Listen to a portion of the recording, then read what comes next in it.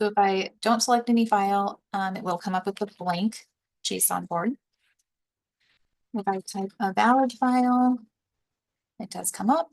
I'm going to start with my test cases. The row and column are both 0. So we'll just, and this one is filled, so it does come up with spaces already occupied. If I put in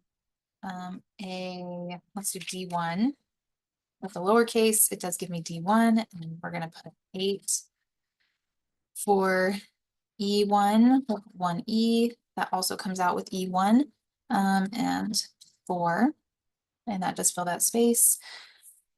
Following that, we can also add spaces. We'll put F1, and it does, or 1F, and it does come out with F1, put 6 there.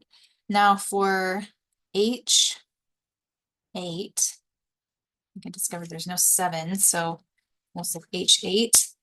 There's no 7 in the row, but there is one in the box, so it does tell you that that's not a valid move.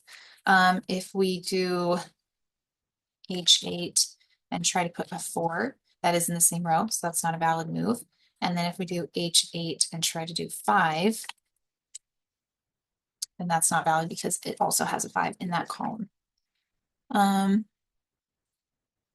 if I put AA, it tells me that I cannot select that as a coordinate. If I put double digits, it is the same.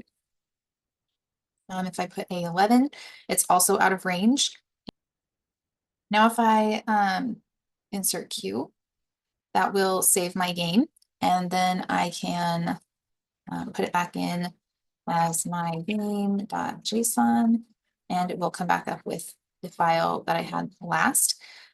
Here, we also can insert numbers that are not valid. So if I put in, again, we'll say B2, and then if I put 11, it does say 11 is not a valid entry, and it must be a number between 1 and 9.